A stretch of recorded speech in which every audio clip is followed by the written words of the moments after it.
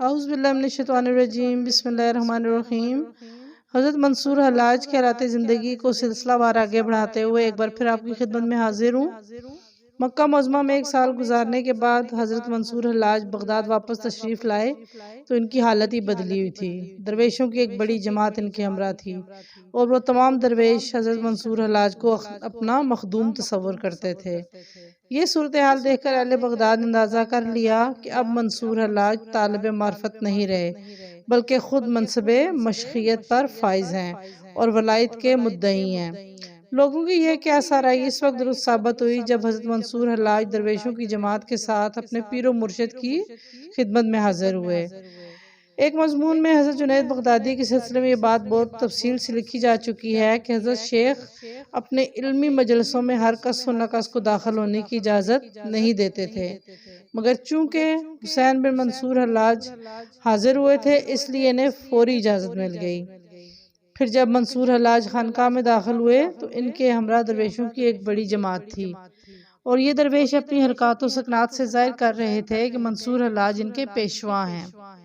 بعض معتبر مورخین نے لکھا ہے کہ 1 سال تک مجاور مکہ رہنے کے بعد حضرت حسین بن منصور حلاج پیر و مرشد کی بارگاہ معرفت میں اس طرح حاضر ہوئے کہ ان کے چہرے، لباس اور رفتار سے مخدومانہ شان ظاہر ہوتی تھی اور خدامانہ ادا رخصت ہو چکی تھی۔ یہ حضرت جنید بغدادی کی درویشانہ تواضع تھی کہ آپ رحمۃ اللہ علیہ نے اپنے شاگرد کے ساتھ اسی محبت سے پیش آئے اور بہت دیر تک منصور حلاج سے ان کے گزشتہ حالات پوچھتے رہے۔ پھر جب حضرت جنید بغدادی نے سکوت اختیار فرمایا تو حضرت منصور حلاج نے اپنے پیر و مرشد سے معرفت کا ایک مسئلہ دریافت کیا۔ حضرت جنید بغدادی نے ان کے سوال کا کوئی جواب نہ دیا۔ حضرت منصور حلاج نے مختصر سے سکوت کے بعد اپنا سوال پھر دہرایا۔ اس بار بھی حضرت جنید بغدادی نے خاموشی اختیار کی اور منصور حلاج کی طرف کوئی دھیان نہ دیا۔ حضرت منصور حلاج نے تیسری بار بھی وہی سوال کیا اور حضرت جنید بغدادی نے اسی طرح بے توجہی کا مظاہرہ کیا۔ آخر منصور حلاج کے چہرے پر ناخوشگواری کا رنگ ابھر آیا اور وہ اپنے درویشوں کو لے کر خانقاہ سے چلے گئے۔ یہاں پر یہ بات قابل غور ہے کہ حضرت جنید بغدادی طرز عمل سے ناراضگی کا اظہار ظاہر کر رہے تھے۔ اس بات کو حاضرین مجلس میں سے ایک ایک فرد نے محسوس کر لیا تھا، مگر حضرت منصور حلاج پیر و مرشد کی اس ناراضگی کو کیوں محسوس نہیں کر سکے، حالانکہ وہ دوسرے لوگوں کے مقابلے میں حضرت شیخ کے زیادہ مزاج آشنا تھے۔ عام طور پر مشہور ہے کہ حضرت منصور حلاج اکثر اوقات جذب و مستی کے عالم میں رہا کرتے تھے، مگر اس روز وہ اپنے پورے ہوش و حواس میں تھے۔ اگر ایسا نہ ہوتا تو منصور حلاج عقل و خرد کے حوالے سے ایک نازک سوال نہ کرتے۔ پھر جب وہ ہوش میں تھے تو انہوں نے پوری شدت کے ساتھ حضرت جنید بغدادی رحمۃ اللہ علیہ کی ناراضگی کا احساس کیوں نہیں کیا، اور اگر احساس کیا تو مجلس شیخ سے اٹھ کر کیوں چلے گئے۔ پیر و مرشد کے قلب مبارک پر ناخوشی کا جو غبار آ گیا تھا اسے صاف کیوں نہیں کیا۔ اگر حضرت جنید بغدادی اپنے شاگرد سے خفا تھے تو منصور حلاج نے پیر و مرشد کو کیوں نہیں منایا؟ کیا منصور حلاج کے نزدیک شیخ کی ناراضگی کوئی حیثیت نہیں رکھتی تھی؟ اس موقع پر حضرت امیر خسرو اور سلطان علاء الدین خلجی کے حوالے سے ایک تاریخی واقعے کا ذکر کرتے ہیں جسے سن کر قارئین کو اندازہ ہوگا کہ شیخ کی خوشی یا ناخوشی کیا ہوتی ہے۔ مشہور روایت ہے کہ فرمانروائے ہند سلطان علاء الدین خلجی حضرت نظام الدین اولیاء کی خدمت میں حاضر ہونا چاہتے تھے، جبکہ محبوب الہی رحمۃ اللہ علیہ ہر بار ملاقات سے انکار کر دیتے تھے۔ پھر ایک وہ منزل بھی آئی کہ سلطان علاء الدین نے اپنے قاصد کے ذریعے حضرت نظام الدین اولیاء کی خدمت میں ایک عریضہ ارسال کیا اور اپنی درخواست ان کی خدمت میں پیش کی کہ میں آپ سے ملاقات کا متقاضی ہوں، جس میں واضح طور پر اپنی حجت پیش کی۔ اگر حضرت شیخ مجھے باریابی کا شرف نہیں بخشیں گے تو میں ایک دن اجازت کے بغیر ہی حاضر خدمت ہو جاؤں گا۔ والی ہندوستان کا خط پڑھ کر حضرت محبوب الہی نے ان الفاظ میں اپنا جواب تحریر کرایا: علاء الدین، میرے گھر کے 2 دروازے ہیں، اگر تو ایک دروازے سے داخل ہوگا تو میں دوسرے دروازے سے نکل کر چلا جاؤں گا۔ اس کے بعد بھی تنگ کرے گا تو میں تیرا ملک ہی چھوڑ دوں گا، کیونکہ اللہ کی زمین بہت وسیع ہے۔ علاء الدین نے مایوس ہو کر حضرت امیر خسرو رحمۃ اللہ علیہ سے رجوع کیا۔ امیر خسرو نے سلطان سے وعدہ کیا کہ وہ کسی دن مناسب موقع دے کر فرما روائے ہند کو حضرت محبوب الہی رحمۃ اللہ علیہ کی خدمت میں لے کر چلیں گے۔ پھر جب حضرت امیر خسرو کو یہ بات معلوم ہوئی تو آپ رحمۃ اللہ علیہ نے ایک روز خلوت میں علاء الدین سے معذرت کر لی۔ سلطان معظم، میں اس حکم کو بجا لانے سے قاصر ہوں، تمہارا انکار نافرمانی کے مترادف ہے۔ علاء الدین نے برہم لہجے میں کہا، خسرو تم اس نافرمانی کی سزا جانتے ہو؟ جانتا ہوں سلطان معظم۔ حضرت امیر خسرو نے ایک مطلق العنان حکمران کے ہیبت و جلال کو یکسر نظر انداز کرتے ہوئے فرمایا، آپ کی نافرمانی کی زیادہ سے زیادہ یہ سزا ہوگی کہ مجھے قتل کر دیا جائے گا اور میری دنیا خراب ہو جائے گی، مگر پیر و مرشد کی نافرمانی کی کم سے کم سزا یہ ہوگی کہ میری آخرت خراب ہو جائے گی، اور میں اتنا کم عقل ہرگز نہیں ہوں کہ دنیا کے بدلے میں آخرت کا سودا کر لوں۔ اس واقعہ سے اس بات کا اندازہ کیا جا سکتا ہے کہ ایک مرید کے لیے پیر و مرشد کی رضا اور خوشی کیا حیثیت رکھتی ہے۔ بہرحال حضرت منصور حلاج حضرت جنید بغدادی کی خانقاہ سے اٹھ کر چلے گئے۔ منصور کے جانے کے بعد کسی شاگرد نے عرض کیا، شیخ، کیا حلاج کا سوال جواب طلب نہیں تھا؟ حسین کا سوال جواب طلب تھا، حضرت جنید بغدادی نے فرمایا، مگر دشواری یہ تھی کہ حسین خود مدعی بن کر آئے تھے، تحقیق و جستجو ان کا مقصد نہیں تھا۔ حضرت جنید بغدادی رحمۃ اللہ علیہ کے قول مبارک کی تشریح یہ ہے کہ اس واقعے سے پہلے حضرت منصور حلاج ایک طالب کی حیثیت سے درسگاہ میں داخل ہوتے تھے، مگر اس بار ان کی آمد اور سوال کرنے کا انداز مدعیانہ تھا، یعنی وہ خود استاد بن کر یعنی استادانہ شان کے مظاہرہ کر رہے تھے۔ دوسرے یہ کہ جب حضرت منصور حلاج خانقاہ میں داخل ہوئے تو خرقہ پہنے ہوئے تھے اور ان کی شان مشائخ جیسی تھی۔ تمام نظام خانقاہی کا یہ بنیادی اصول ہے کہ کوئی مرید شیخ کی مرضی کے بغیر خرقہ خلافت نہیں پہن سکتا اور اسی طرح کسی سے بیعت بھی نہیں لے سکتا۔ بعض مورخین نے واضح طور پر اس طرف اشارہ کیا ہے کہ حضرت منصور حلاج نے حضرت جنید بغدادی کی اجازت کے بغیر نہ صرف خرقہ پہن لیا تھا بلکہ لوگوں کو اپنا القائے ارادت میں شامل کرنا بھی شروع کر دیا تھا۔ یہی وجہ ہے کہ ان کی طرف سے حضرت جنید بغدادی رحمۃ اللہ علیہ کے دل میں کدورت پیدا ہو گئی تھی، مگر آپ نے زندگی بھر اس کا اظہار نہیں کیا۔ صرف سوال کا جواب نہ دینے کے واقعہ سے بعض صوفیاء نے اندازہ کر لیا کہ حضرت جنید بغدادی حضرت منصور حلاج سے ناراض تھے۔ اس کے برعکس حضرت عمر بن عثمان مکی رحمۃ اللہ علیہ نے اپنا رسالہ چرانے والے کو بددعا دی کہ اس کے ہاتھ پاؤں کاٹے جائیں، پھر جسم کو نذر آتش کر کے اس کی راکھ دریائے دجلہ میں بہا دی جائے۔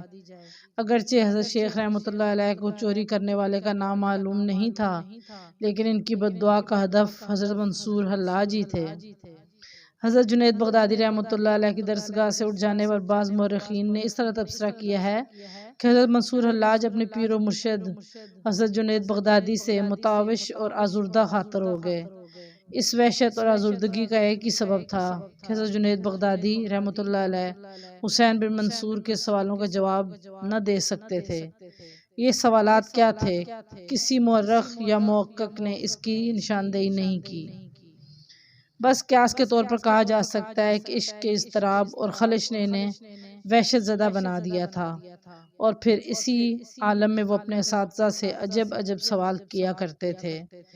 ان واقعات کی روشنی میں حالات کا ایک ہی رخ سامنے آتا ہے کہ حضرت منصور حلاج اپنے پہلے استاد حضرت سہل بن عبداللہ تستری کی اجازت کے بغیر حضرت عمر بن عثمان مکی کی خدمت میں حاضر ہوئے، اور ان کے اضطراب کی یہ ابتدا تھی۔ منصور حلاج کا خیال تھا کہ وہ حضرت عمر بن عثمان مکی کی صحبت میں سکون پا جائیں گے اور ان کی وحشت ختم ہو جائے گی، مگر یہاں پہنچ کر تو معاملہ اور بھی سنگین ہو گیا۔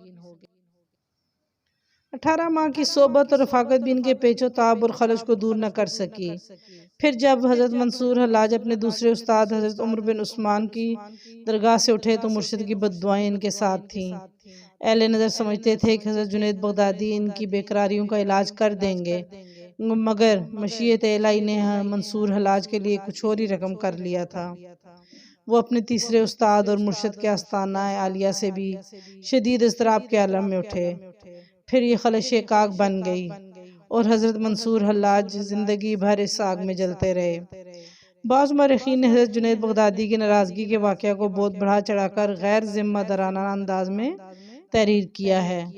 تذکرۃ الاولیاء میں حضرت شیخ فرید الدین عطار رحمۃ اللہ علیہ لکھتے ہیں، منصور حلاج 1 سال تک مجاور مکہ رہے، پھر بغداد پہنچ کر اپنے مرشد حضرت جنید بغدادی کی خدمت میں حاضر ہوئے اور تصوف و معرفت کے حوالے سے چند سوالات کیے، جنہیں سن کر حضرت شیخ خاموش رہے۔ منصور حلاج نے اپنے سوالات دہرائے تو حضرت جنید بغدادی نے فرمایا، حسین تم بہت جلد لکڑی کے ٹکڑے کو سرخ کرو گے۔ مطلب یہ تھا کہ پھانسی کا تختہ منصور حلاج کے خون سے سرخ ہو جائے گا۔ بعد میں آنے والے محققین نے اس روایت کو غلط ثابت کر دیا۔ حضرت جنید بغدادی نے اپنے شاگرد سے ناراض ضرور ہوئے تھے، مگر آپ رحمۃ اللہ علیہ نے منصور حلاج کو بد دعا نہ دی تھی اور نہ ان کے مصلوب ہونے کی پیشن گوئی کی تھی۔ یہ افسانہ ترازوں کا ستم ہے کہ ان لوگوں نے حضرت منصور حلاج کو بدنام اور ملعون کرنے کے لیے غلط حوالے پیش کیے۔ بعض روایتوں سے یہ پتہ چلتا ہے کہ مشہور بزرگ حضرت شیخ ابو الحسن نوری رحمۃ اللہ علیہ بھی حضرت منصور حلاج کے استاد تھے۔ اس سلسلے میں ہماری نظروں سے کوئی تفصیل تو نہیں گزری، مگر یہ امر طے شدہ ہے کہ حسین بن منصور حلاج حضرت شیخ نوری کی صحبتوں سے بھی فیض یاب ہوئے تھے۔ حضرت منصور حلاج کے صاحبزادے احمد کی روایت ہے کہ میرے والد حضرت جنید بغدادی رحمۃ اللہ علیہ کی درسگاہ سے نکل کر تستر چلے آئے۔ اس سفر میں میری والدہ بھی ان کے ہمراہ تھیں۔ تستر پہنچ کر حضرت منصور حلاج کو بہت زیادہ شہرت حاصل ہوئی۔ اس شہرت کی وجہ آپ کی وہ مسلسل کرامات تھیں جن کے اظہار نے عوام سے لے کر خواص تک کو حیرت زدہ کر دیا تھا۔ ایک دن حضرت منصور حلاج اپنے خدمتگاروں اور عقیدت مندوں کے ساتھ مجلس میں بیٹھے تھے۔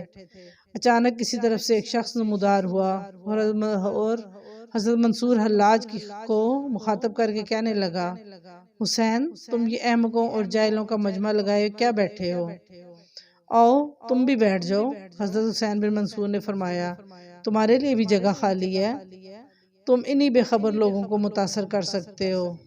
اس دریدہ دہن شخص نے کہا، ولایت کا دعویٰ کرتے ہو مگر میں جانتا ہوں تم کچھ نہیں جانتے۔ میں ولایت کا مدعی ہوں اور نہ آگہی کا دعویٰ کرتا ہوں، مگر مجھے تیرے حال کی خوب خبر ہے۔ یہ کہہ کر حضرت منصور حلاج نے اپنے مخاطب کو گزرے ہوئے حالات بتانا شروع کر دیے۔ پھر جب اس کے خفیہ اور پوشیدہ امور پر پڑا ہوا پردہ ہٹنے لگا تو وہ شخص بے اختیار پکار اٹھا، بس کرو حسین، میں تمہاری قوت کشف کا کاہل ہو گیا۔ تمام معتبر کتابوں میں یہ بات درج ہے کہ حضرت منصور حلاج پر وہ زمانہ بھی گزرا ہے جب آپ رحمۃ اللہ علیہ لوگوں کے دلوں کی گہرائی میں چھپی ہوئی باتیں بھی بتا دیا کرتے تھے، مگر یہ دور زیادہ طویل نہیں تھا۔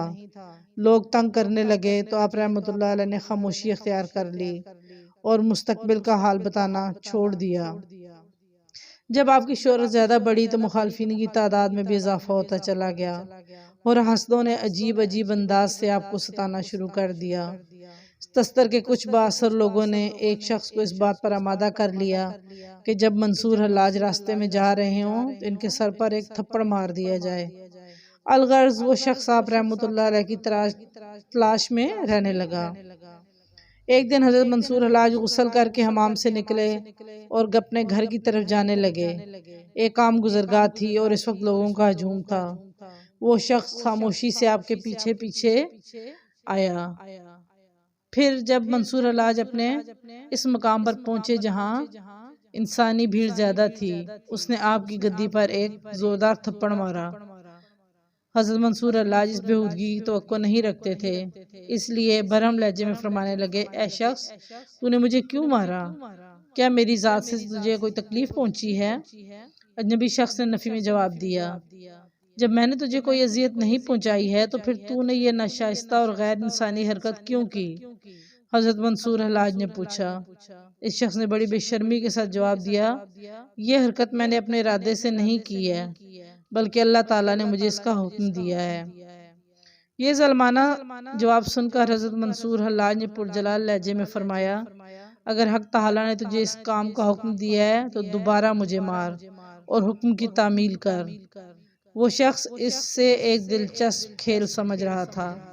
اس نے حضرت منصور حلاج کو مارنے کے لیے پوری طاقت سے اپنا ہاتھ فضا میں بلند کیا، مگر وہ اپنے ارادے کو تکمیل تک نہ پہنچا سکا۔